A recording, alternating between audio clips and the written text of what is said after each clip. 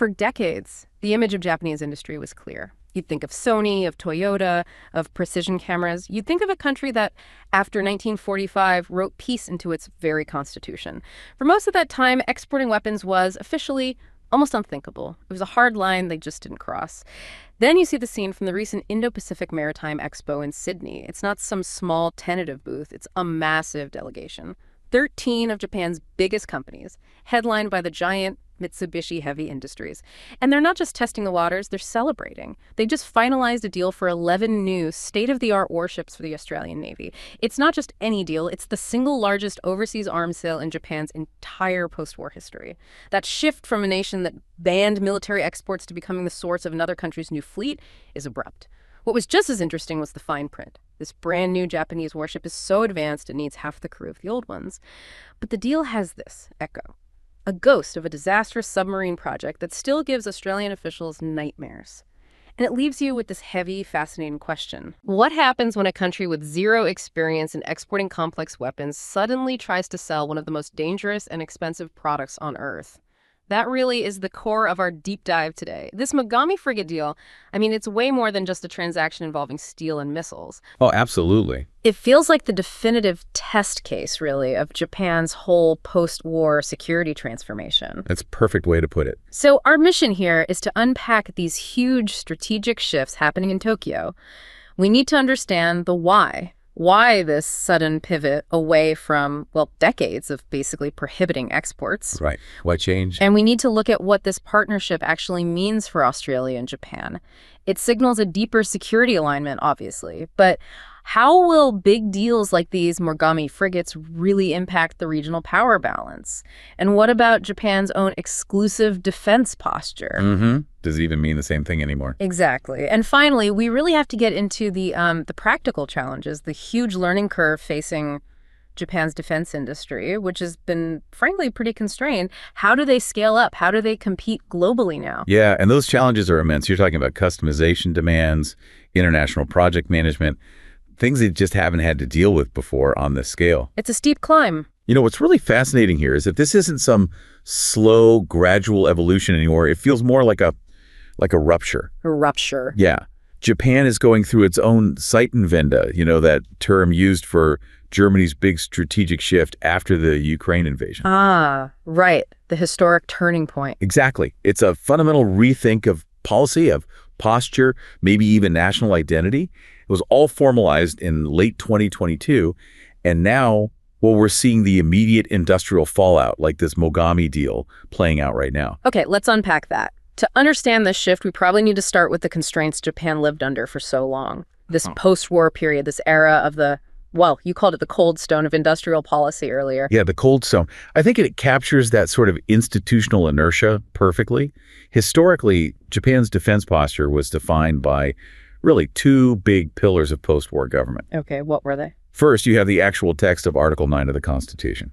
Now, through interpretation over the years, it's been understood to prohibit maintaining offensive military forces. So that created a pretty strong legal and, I suppose, ethical line around what the self-defense forces could even be. Absolutely. And by extension, what the defense industry was allowed to build. Yeah. It set a very clear boundary. And the second pillar, that was the doctrine of Senshuboi? Correct. Senshuboi, it translates to an exclusively defense-oriented policy.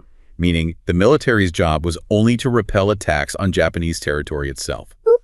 That was it. So the entire industrial output, everything they built, had to fit this purely defensive role. So for decades, that interpretation meant anything that could even hint at offensive capability was just off limits, like aircraft carriers, long-range missiles. Or, crucially for this discussion, an export capability. Yeah. All off limits. Now, the export restrictions themselves, people often think of them as this absolute constitutional ban, but they actually changed over time through policy decisions, didn't they? Starting with those 1967 three principles on arms export. They did. Those initial principles were quite specific. They banned sales to three groups: communist nations, countries involved in conflict, or places under a UN embargo. Pretty straightforward. But then things got much stricter later on. Yeah, significantly tighter in 1976. Prime Minister Takeo Miki made it official policy, implementing what was effectively a blanket ban on exporting any arms anywhere in the world, didn't matter the destination. Why the change to a total ban? It was really a policy choice. rooted in Japan's strong desire back then to maintain this peaceful, non-controversial image on the world stage. Was there any way around that? Any major loophole in that, 4-decade ban? Just one, really. Exports to the U.S., starting in the 1980s, reflecting the absolute bedrock of the U.S.-Japan alliance, defense tech and components could be exported to America. Okay, so a specific controlled exception. Very controlled. For everyone else, Japanese defense technology was effectively locked down. And that's the world, the context that this Mogami deal just completely shatters. Let's go back to that cold stone idea, that industrial inertia. This 4-decade ban didn't just restrict the industry, it kind of culturally froze it, right? I remember reading about a Japanese proverb that fits this perfectly, something about patience. Ishi no isanen. Ah, yes. It's a wonderful metaphor for this whole policy saga, Ishi no isanen. It literally means 3 years sitting on a stone. Implying that even if you sit on a cold stone for 3 years, it will eventually warm up. It signifies that patience, perseverance, eventually leads to change. And how does that connect to the defense industry? Well, it became really relevant because that blanket export ban was finally lifted in 2014 under the Abe government. They even renamed the policy, the 3 principles on defense equipment transfers. That signaled a clear intent to change. Okay, so 2014, that's the moment the stone was supposed to start warming up. But looking at what actually happened between, say, 2014 and 2018, it doesn't seem like much heat was generated. No, not right away. Expectations are really high, but actual sales, minimal, almost nothing. So the proverb held true in a negative way. The stone stayed cold. Pretty much. That's when observers really started using that 3 years sitting on a stone metaphor. They argued that the Japanese defense industry, after being isolated for so long, was just fundamentally still cold. Meaning the companies didn't have the experience, the government bureaucracy didn't have that promotional mindset needed for sales, and potential foreign buyers were, frankly, skeptical. The policy changed on paper, but the industrial culture hadn't caught up. It hadn't warmed up to the whole idea of exporting complex weapons, and the bureaucracy certainly hadn't either. So if nearly a decade wasn't enough to warm that stone after 2014, what finally forced the issue? What was the catalyst for this real on-the-venda moment we're seeing now? The main driver, and this is spelled out very clearly in the National Security Strategy, the NSS, and the National Defense Strategy, the NDS, from December 2022. It was the rapid and really profound deterioration of the security environment around Japan. Deterioration, that's the key word. Absolutely. Tokyo basically realized that its decades-old defense posture, which assumed a pretty stable region, was just critically inadequate against the threats they see today. And their view of China in these new documents, it's quite blunt, but also carefully phrased. Oh, it's a masterclass in political tightrope walking.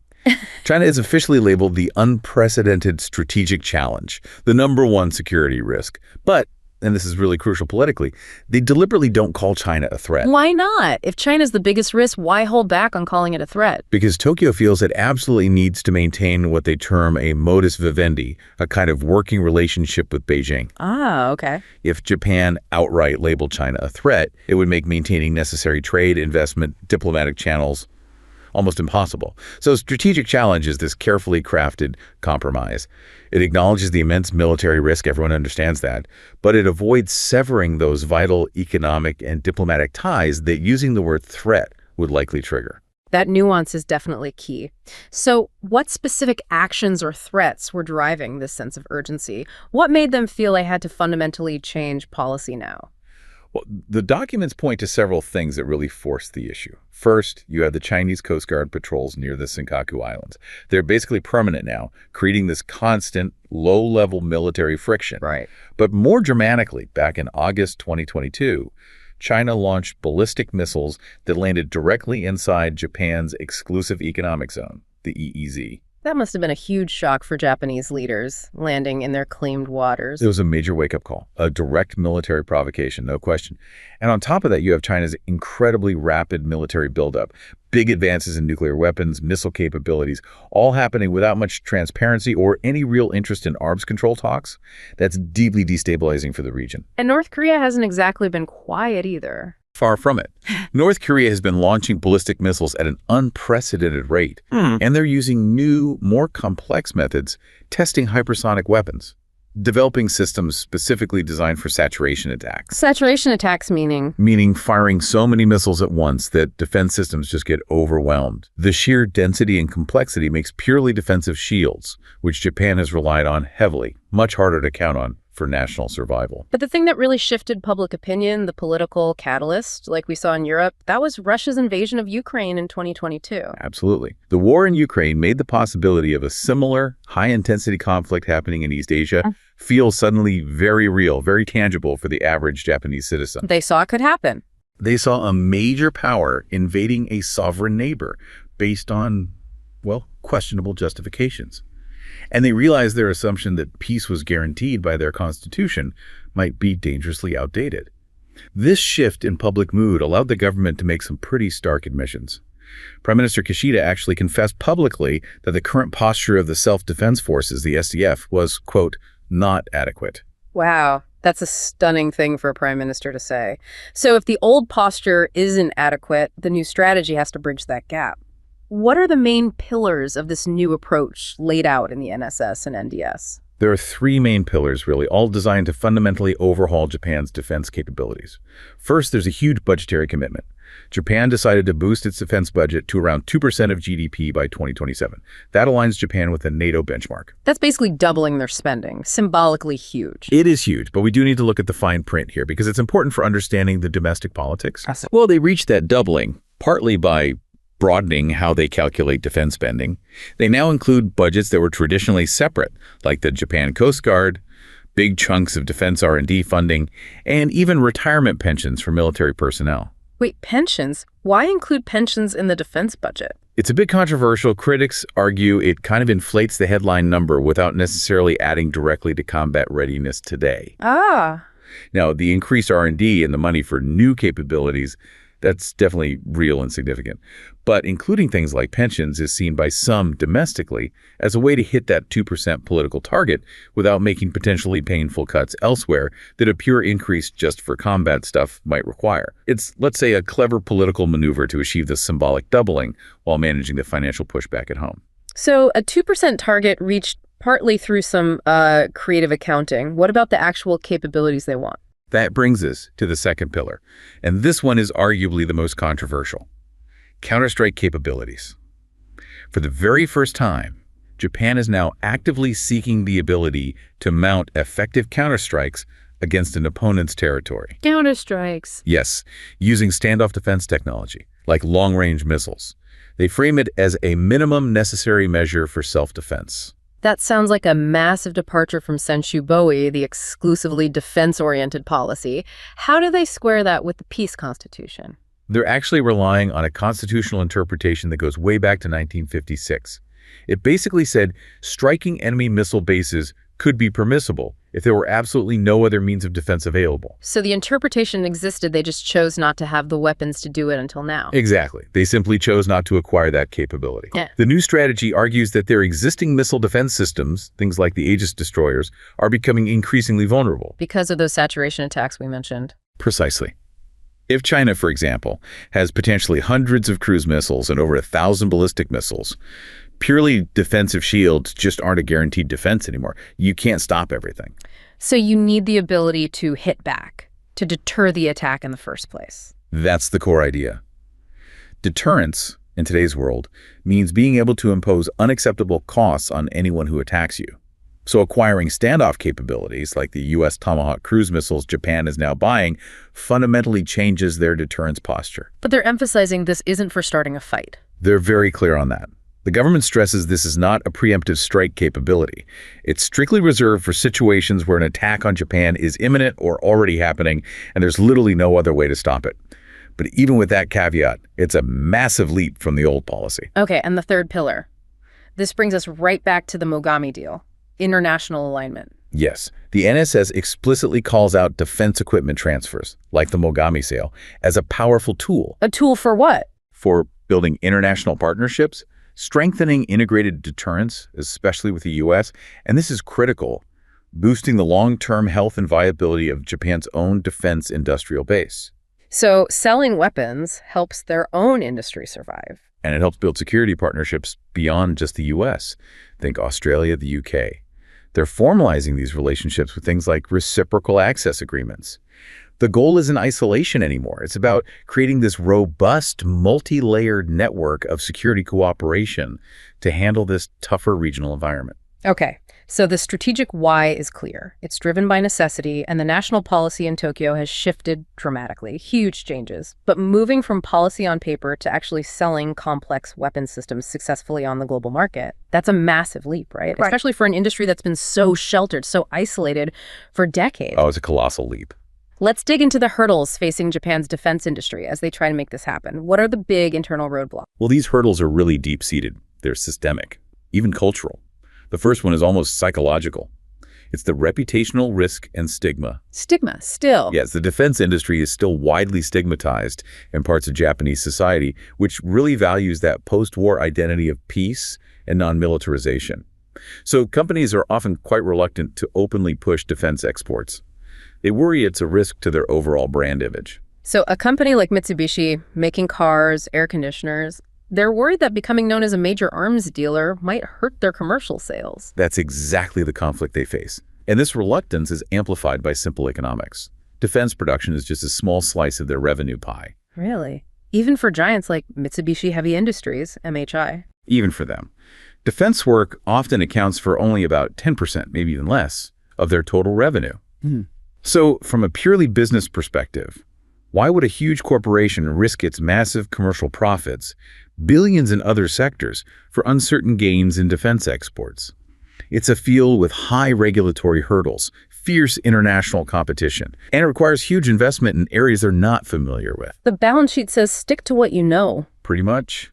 Stay commercial. And that probably explains the fragmented industrial structure, too. They don't really have these big, focused national champions for defense like you see in the U.S. with Lockheed Martin or the U.K. with BAE Systems. That's a really crucial structural weakness. The Japanese industry is highly fractured. It's built on these relatively small, often isolated divisions within enormous commercial corporations. Was that deliberate? Yes.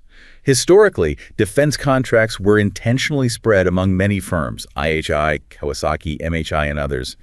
The idea was to prevent the concentration of military-industrial power, to avoid recreating the kind of powerful, unified military-industrial complex that existed before World War II.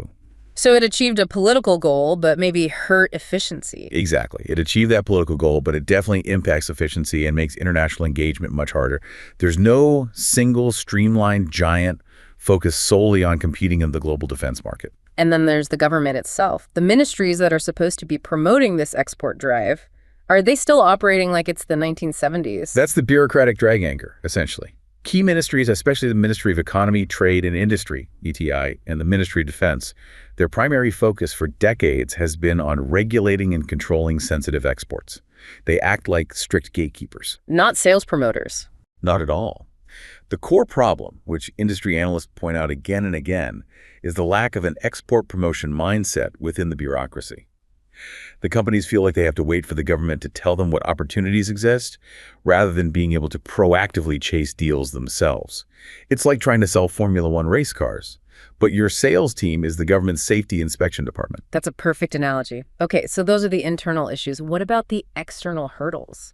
What challenges does MHI face trying to sell something like the Mogami frigate abroad? Starting with cost. Japanese equipment has a reputation for being expensive, right? Yes. High production costs are an immediate barrier for potential foreign buyers. Because Japan was purely a domestic market for so long, production runs were tiny. Like building only for the self-defense forces. Yeah, exactly. You might be building a super advanced jet fighter or helicopter, but if you only make, say, 13 of them, the cost for each one becomes astronomical. Small runs equal high costs. And that makes them uncompetitive right out of the gate against countries like the U.S. or France that produce in much larger numbers. Is there a classic example of this cost problem? Well, the textbook case is the domestic production of the Boeing AH-64D Apache helicopter. The attack helicopter. Yeah. Japan got a license to build it domestically, but the license production led to this massive cost blowout. Why? Tiny production run, plus the inefficiencies of integrating complex foreign tech into their unique, highly regulated domestic industrial system. How did it end? The whole program was canceled back in 2007 after they had only built 13 Apaches. It was a painful lesson. Without scale, even world-class Japanese engineering couldn't beat the cost barrier. Okay, cost is a big one. But what about just the practical side of selling sensitive military tech globally when you have basically zero experience as a seller? That's another huge challenge. Since the rules were relaxed in 2014, Japanese companies have, frankly, shown a recurring lack of understanding of what foreign buyers actually need in this competitive market. It's not just about the hardware. Not at all. Foreign military sales are incredibly complex. You're talking long-term logistics, technology transfer agreements, service and support guarantees for decades, specific security protocols. If a Japanese company hesitates or seems unsure about tech transfer details or doesn't grasp the long-term support needed, buyer confidence just evaporates immediately. And that feeds directly into buyer skepticism, doesn't it? If you're Australia, why take a chance on Japan, the newcomer, when you could go with established players like Germany or France? Buyers worry about Japan's reliability, fundamentally. They worry about the political risk inherent in Japan's sort of contradictory defense posture, officially abhorring military power, but now suddenly needing and exporting it. Will the policy change again? Will a future government reverse course? Exactly. Yeah. That creates real concern about Japan's ability or willingness to follow through on these incredibly complex, decades-long military contracts. Foreign governments need clear, binding agreements with precise language, not the kind of occasional vagueness that Japan might have used in simpler agreements in the past. We absolutely cannot talk about buyer skepticism without bringing up the ghost of that failed submarine bid in 2016, the one with Australia. That was supposed to be Japan's big debut on the world stage. Oh, that failure cast a very long shadow. Oh. It absolutely defined that post-2014 period. Japan offered its highly advanced Soryu-class submarine. Initially, it was the favorite, largely due to the strong personal relationship between Prime Minister Abe and his Australian counterparts at the time. But they lost. They lost the massive contract to France's DCNS. It was a huge blow, and it proved a critical point. Top-level political support is not enough. If the government ministries aren't aligned and the companies themselves aren't truly prepared for the ruthless nature of global defense competition, you won't succeed. And you can almost feel how that history connects to the people involved now with the Mogami deal. Imagine the lingering skepticism among Australian defense officials. Maybe someone like Lieutenant Commander Isla McGregor, who, might have been involved in reviewing that submarine bid back then. Exactly. Imagine being in her shoes. McGregor and her team likely saw Japan offer a technically brilliant submarine, but maybe they struggled with the contractual side, the logistics, the cultural aspects of a massive foreign military sale. They weren't ready for what Australia needed. Perhaps not ready for the level of transparency, the degree of customization Australia required. So for someone like her, this Mogami deal isn't just about getting new ships. It's Japan's high-stakes chance at industrial redemption. If they mess this one up. If Japan fails to deliver this time, especially on things like industrial cooperation and adapting the design to Australian needs, that door for major Japanese defense exports might just slam shut for another generation. The stakes are incredibly high. Okay, so with all these massive barriers, the cultural stigma, the fragmented industry, the high costs, the lack of experience, the ghost of past failures, how does Japan even begin to warm this cold stone of their defense export potential? Are there any viable, maybe lower risk paths forward? Well, the consensus among many policy analysts seems to be that they need to start where their technical strengths are already globally recognized and less controversial. Yeah. Focus on dual-use technologies and component exports. Dual-use meaning? Technology that has both civilian and military applications. Japan is already a world leader, a major exporter of advanced dual-use tech. Like what specifically? Think about things like high-grade carbon fiber composites, essential for stealth aircraft, missiles, even commercial planes, or specialized optics, advanced sensors. Japan excels here. So become a key supplier within international defense supply chains. Exactly. Supply critical components rather than entire weapon systems, at least initially. That approach minimizes the political sensitivities around exporting purely indigenous weapons, while still integrating Japanese industry into the global defense market and generating revenue.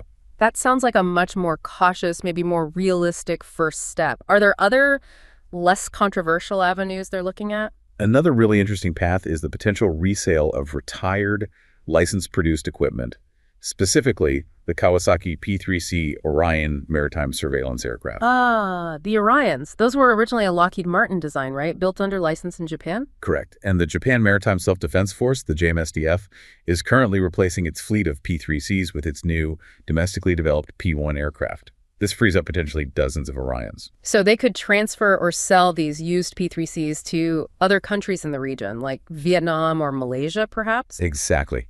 There's reported interest from countries like Vietnam and Malaysia. They might be able to transfer or sell up to 30 of these P-3Cs, probably after some refurbishment and life extension work. And why is that less controversial? Because the core technology is American, and it's older. It doesn't carry the same political baggage as exporting a cutting-edge, purely Japanese weapon system. But strategically, it's brilliant. How so? Because successfully reselling these P-3Cs offers a lower-risk way for Japan to prove it, can actually deliver and support complex military equipment internationally. Managing the logistics, the spare parts, the long-term maintenance for these planes would demonstrate capability and build confidence. That's a huge plus for potential future buyers of bigger systems like Australia or the UK, who are watching very closely. Okay, so that whole history, the industrial isolation, the past failures, the pressure for redemption, really sets the stage perfectly for this Mogami frigate deal. This feels like Japan's first really big test, the proof of concept for its whole new foreign policy direction. Let's get into the specifics of the contract itself. It's huge. It really is. The deal involves Australia buying 11 upgraded Mogami-class frigates. The official designation is multi-role frigate, or 30 FFM. They're for the Royal Australian Navy, the RAN. And as we said at the start, this is the single largest overseas arms sale in Japan's entire post-war history. And they beat out a serious competitor to get it. They did. They won against a strong German alternative. That win alone sends a powerful signal that Japan is serious about playing this new role on the global stage. What made the Mogami stand out? Why did Australia choose the Japanese design over the German one? Was it just price, or is there something special about the ship? It seems to have been a mix of efficiency and, crucially, combat capability.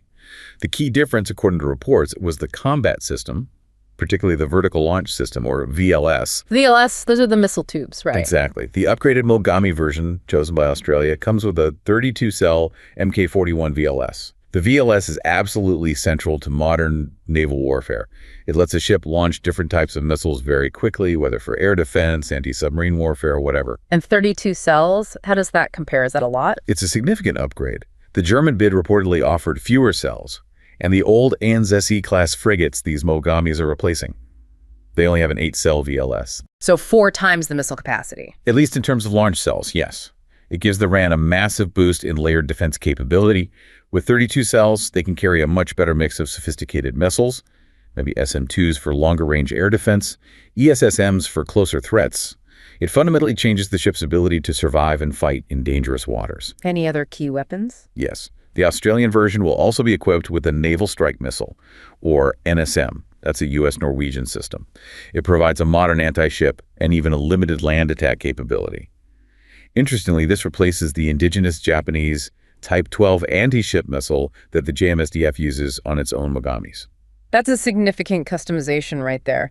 Now, the Mogami class is also kind of famous internationally for its efficiency, isn't it? Particularly regarding crew size, which ties into one of Japan's big domestic challenges. Absolutely. That's arguably the genius of the MHI design. The Mogami was designed from the keel up to save manpower. It uses a lot of automation, modern sensors, advanced integration. So how small is the crew? The standard crew requirement is just 90 personnel. 90. How does that compare to the ships they're replacing? It's roughly half the crew size of traditional frigate designs, like the ANZ-AC class, which needs about 170 sailors. Wow, half the crew. It's a huge saving. And that efficiency directly tackles 2 major problems for Japan: its tight defense budgets and its severe demographic challenge, the declining birth rate, the aging population, leading to manpower shortages across the board, including in the military. So it's a design born from Japan's own domestic necessity. Exactly. But that same efficiency makes it highly attractive internationally, especially when other navies, including Australia's RAN, are also struggling with recruitment and retaining skilled sailors. It solves a problem for them too. Moving up to the strategic level now, this deal feels like it's much less about just selling 11 ships and much more about forging this deeper industrial and political partnership, cementing the alignment between Canberra and Tokyo. It absolutely is. For Japan, this deal is primarily about building that long-term strategic defense industrial partnership with Australia, and they showed their commitment really early on by offering to provide Australia with one of the ships that was already being built for their own navy, the JMSDF. Giving up one of their own ships. Essentially fast-tracking it for Australia. Yeah. This ensures the RAN gets its first Mogami relatively quickly, expected around 2029, That's a political statement. It signals commitment over just maximizing profit on this specific deal. And for Australia, this must be seen as a major step in diversifying its security partnerships, looking beyond just the United States as its sole high-end defense provider. Definitely. It potentially opens the door for Japan to become a really critical alternative supplier for Australia across a whole range of military gear, maybe missiles down the line, advanced sensors, other systems. Why is that diversification so important for Australia now? Because the U.S. defense industrial base is currently struggling. It's facing significant challenges with its own supply chains, production capacity, meeting delivery timelines, largely because of high domestic demand and the need to support Ukraine. So for Canberra, diversifying its sources of key military technology to reliable, capable partners like Japan isn't just desirable, it's becoming a strategic imperative.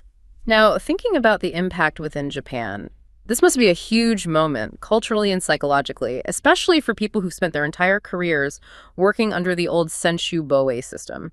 Imagine being a naval architect, someone like Kenji Tanaka, who's mentioned in the background materials. Right. Think about someone like Kenji Tanaka, a dedicated naval architect who spent maybe 3 decades perfecting the ideal defensive frigate for Japan, a ship designed solely to operate in the waters around Japan, under the constraints of Senshu Boei. His entire career focused on defense. Exactly. Now he sees the blueprints for his design being modified for export. He sees the specifications changing to carry different weapons for a different navy.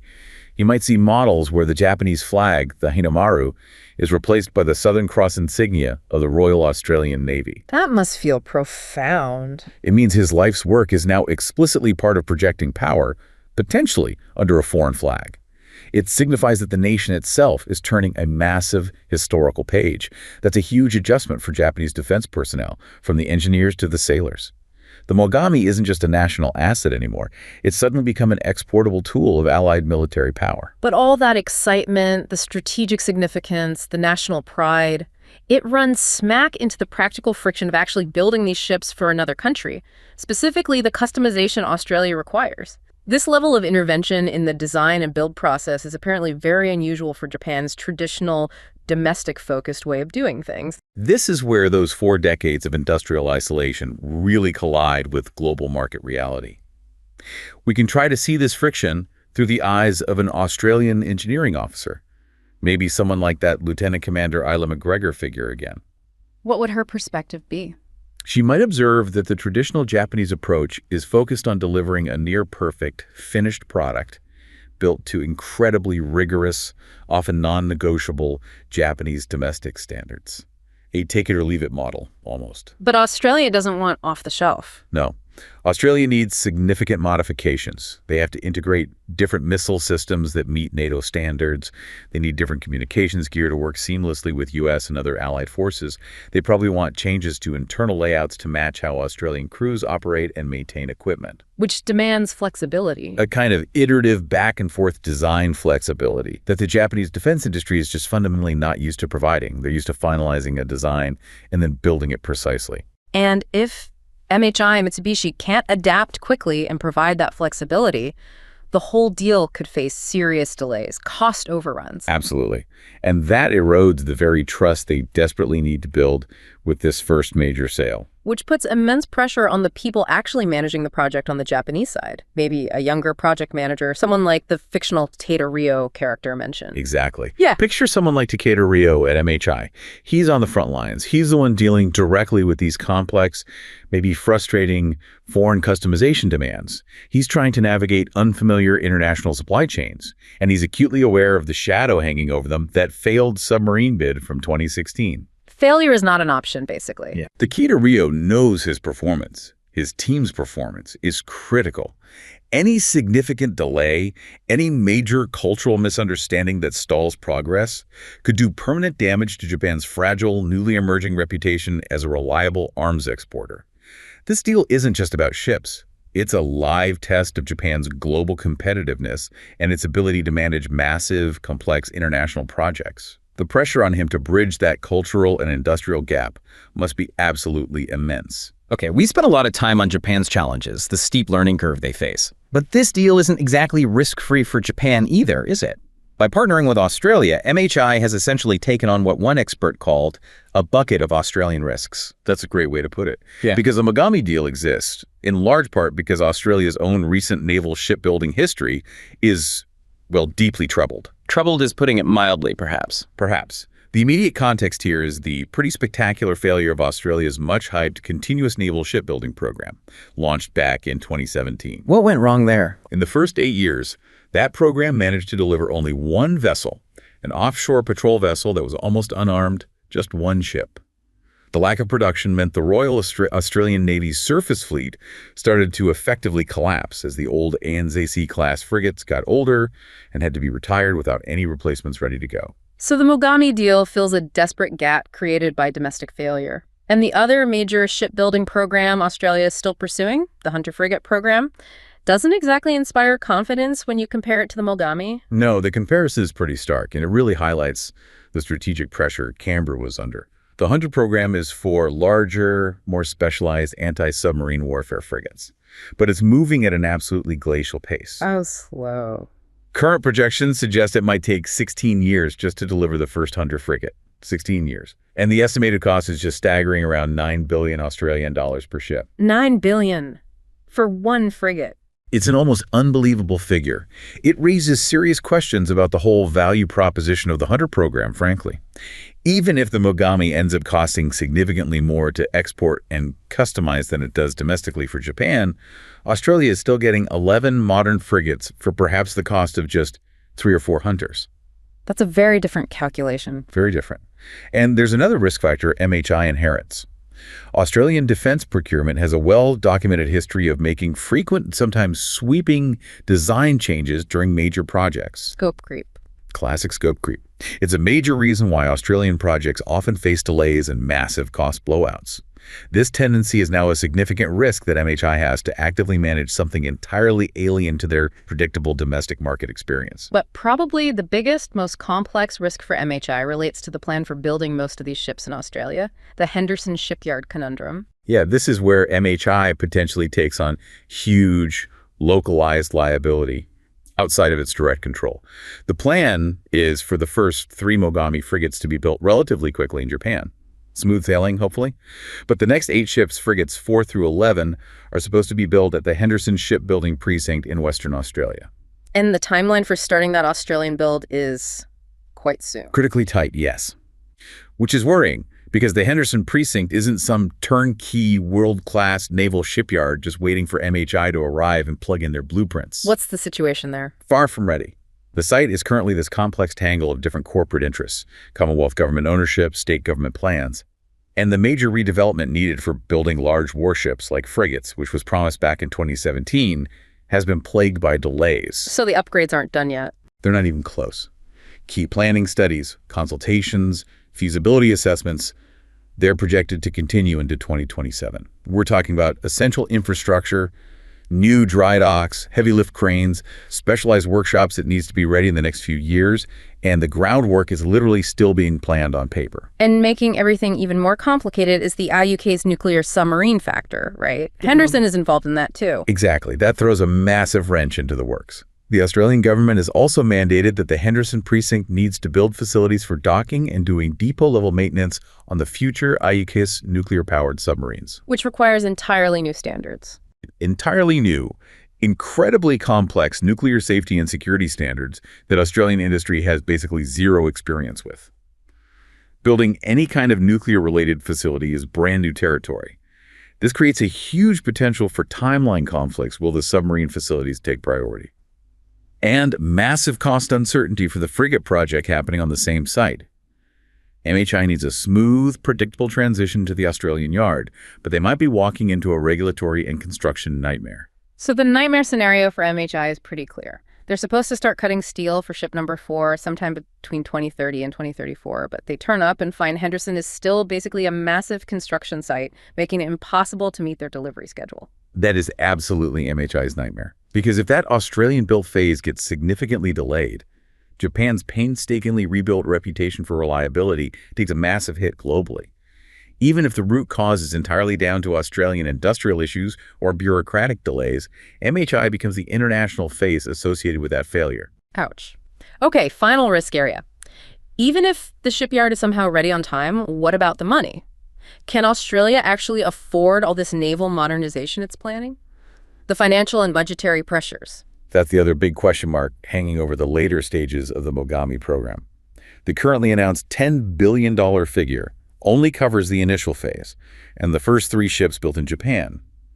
There's significant financial uncertainty about funding the remaining 8 ships to be built in Australia. And Australia is juggling other massive naval projects at the same time. Critically, yes.